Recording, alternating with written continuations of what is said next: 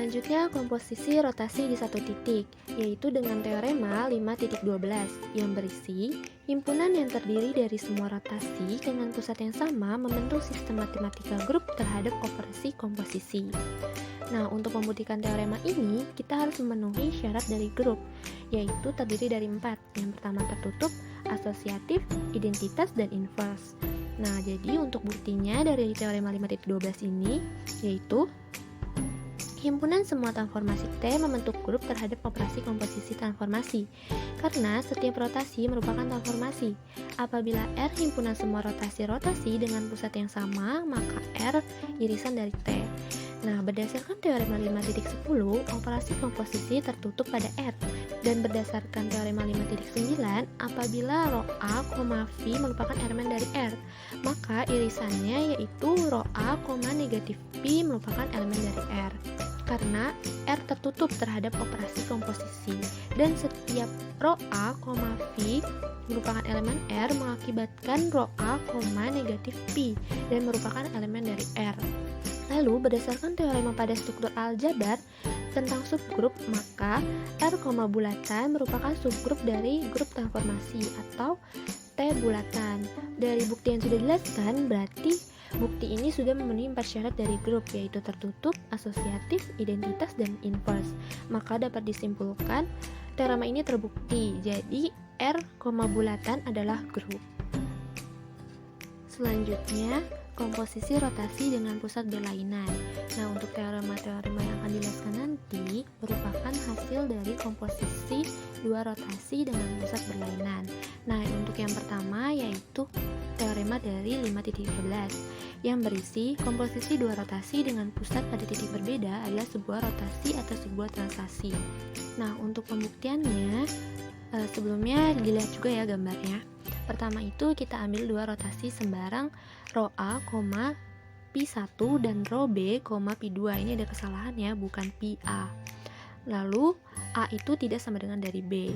Nah, selanjutnya tarik garis S di ruas garis AB. Kita bisa lihat di gambar.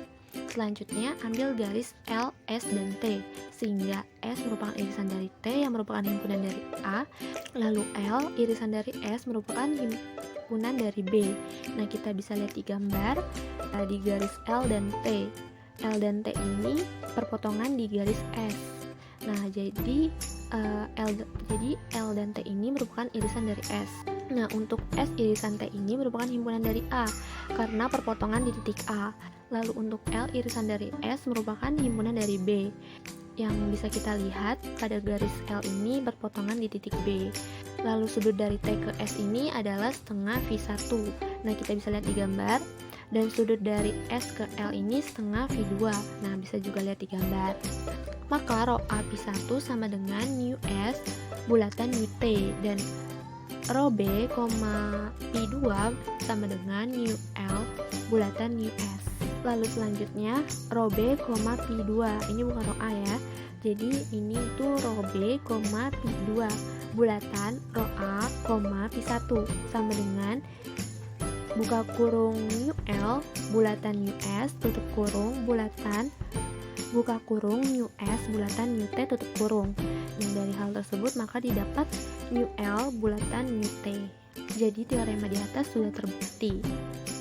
Selanjutnya diberikan contoh pada teorema 5.13 ini, yaitu diberikan dua titik A dan B yang A tidak sama dengan B pada bidang phi. Nah, untuk pi 1 sama dengan 60 derajat dan pi 2 sama dengan 60 derajat. Lalu diminta lukis titik C sehingga rho B, phi 2 bulatan rho A, phi 1 sama dengan rho C, phi. Kemudian diminta juga tentukan sudut phi-nya. Nah, untuk penyelesaiannya dilihat juga pada gambar ya. Pertama itu kita ambil garis S yang berada pada ruas garis AB. Bisa lihat di gambar ada garis S yang berada di garis AB. Lalu buat garis T melalui titik A sehingga sudut dari T ke S adalah 30 derajat sama dengan setengah phi 2. Kita bisa lihat pada garis T yang berpotongan pada garis A. Nah, di situ juga ada terdapat sudutnya. Sudut dari garis T ke S itu 30 derajat. Lalu juga ada garis L yang berpotongan pada garis B. Dan pada garis L dan S ini ada sudut 30 derajat. Nah, selanjutnya diminta ditentukan titik C-nya. Nah, titik C-nya itu berada di tengah-tengah yang merupakan irisan antara garis T dan L. Lalu selanjutnya pada soal diminta menentukan sudut V-nya. Nah, rho B, V2 bulatan rho A, V1 sama dengan buka kurung nu L bulatan nu S tutup kurung bulatan nu S bulatan nu T tutup kurung sama dengan nu L bulatan nu L. Maka sudut setengah V adalah ukuran sudut dari T ke L, yaitu 30 derajat ditambah 30 derajat sama dengan 60 derajat. Bisa dilihat di gambar, pada T dan L itu memiliki sudut 60 derajat, dan pada depannya pun 60 derajat. Jadi V itu 120 derajat dari V1 ditambah V2. Permasalahan timbul yaitu cara menentukan titik C yang memenuhi rho B, θ 2 bundaran rho A, θ 1 sama dengan rho C, θ apabila pada bidang Euclid V terdapat koordinat ortogonal. Untuk menyelesaikan masalah ini, pelajari contoh 5 berikut. Bahwa apabila A min 1,0 dan B nya 2,0 dengan θ 1-nya 90 derajat dan θ 2-nya 60 derajat. Tentukan koordinat titik C dan θ sehingga rho B, θ 2 bundaran rho A, θ 1 sama dengan rho C, θ. Maka penyelesaian untuk contoh 5 ini adalah A min 1,0 dan B 2,0. Maka dari itu garis AB di mana X, Y, Y-nya sama dengan 0 sebagai garis S.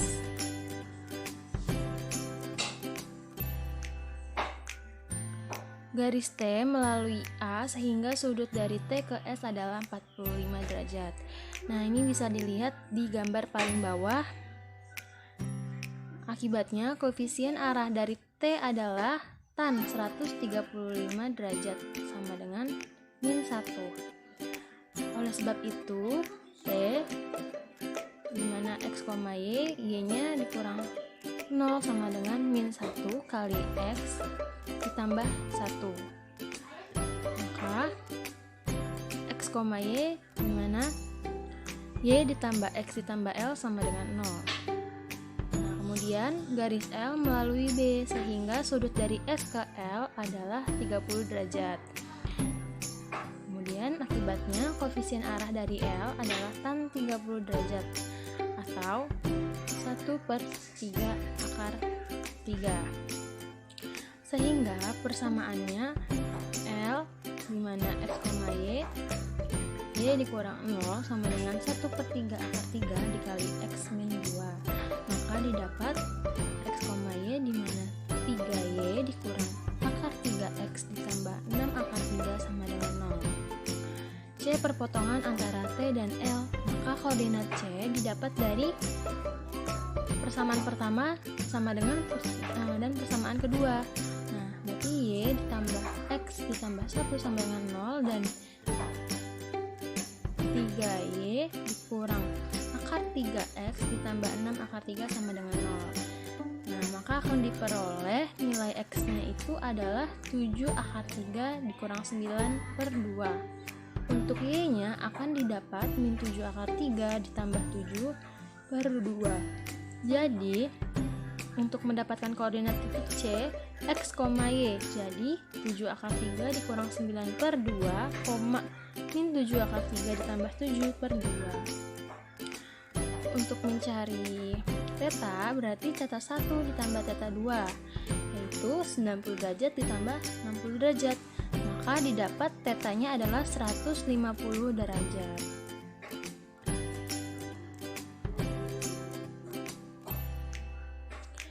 Nah, berikutnya adalah komposisi rotasi dengan translasi.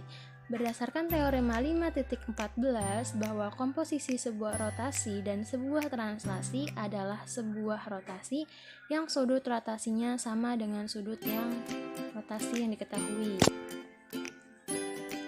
Buktinya, Ambil sembarang rotasi rho A, theta dan translasi gamma BC. Komposisi kedua isometri ini adalah yang pertama rho A, theta bundaran gamma BC, dan yang kedua gamma BC bundaran rho A, theta. Pembuktian komposisi yang pertama bahwa rho A, theta bundaran gamma BC. Kita ambil misalkan ruas garis DA sama dengan ruas garis BC. Misalkan garis T melalui D tegak lurus BC. Nah, kemudian garis N garis S melalui A sejajar T, maka gamma BC sama dengan mu S bundaran mu T. Misalkan garis R melalui A sehingga sudut dari S ke R adalah setengah theta, maka rho A, theta sama dengan mu R bundaran mu S. Akibatnya akan didapat penyelesaiannya rho A, theta bundaran gamma BC sama dengan buka kurung mu R bundaran mu S tutup kurung bundaran buka kurung mu S bundaran mu T tutup kurung. Kemudian di sini disederhanakan, diselesaikan bahwa mu R bundaran dari buka kurung mu S bundaran mu S bundaran mu T, dan diselesaikan menjadi mu R bundaran elemen bundaran mu T, maka sama dengan mu R bundaran mu T sama dengan rho E, gamma 1, di mana gamma 1 sama dengan theta dan elemen dari E sama dengan R irisan dari T. Berikutnya komposisi yang kedua, gamma BC bundaran rho A, theta. Misalkan ruas garis AF sama dengan ruas garis BC.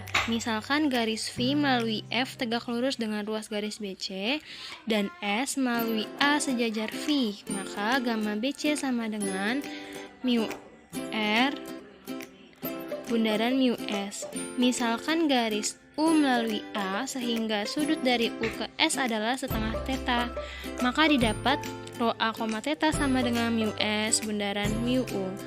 Akibatnya didapat gamma BC bundaran rho A, gamma sama dengan mu V bundaran mu S bundaran mu S bundaran mu U. Diselesaikan didapat mu V bundaran buka kurung mu S bundaran mu S tutup kurung bundaran mu U, dan didapat mu V bundaran elemen bundaran mu U, dan hasilnya adalah mu V bundaran mu U, yaitu rho H, theta 2, di mana himpunan H sama dengan V irisan U dan theta 2 sama dengan theta. Untuk materi yang berikutnya, komposisi rotasi dengan translasi. Berdasarkan teorema 5.15 bahwa himpunan semua translasi dan rotasi membentuk sistem matematika grup terhadap operasi komposisi. Nah, buktinya apabila dibuat tabel Cayley komposisi antara translasi dan rotasi didapat sebagai berikut. Bahwa jika gamma CD bundaran gamma BC hasilnya gamma GH. Gamma CD bundaran rho E, theta 1 hasilnya rho L, theta 1. Rho F, theta 2 bundaran gamma BC hasilnya rho K,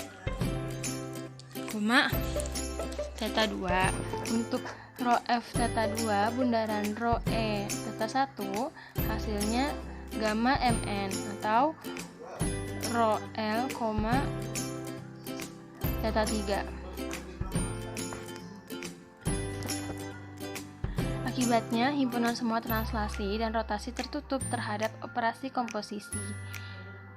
Ambil gamma AB suatu translasi, maka inverse dari gamma AB suatu translasi.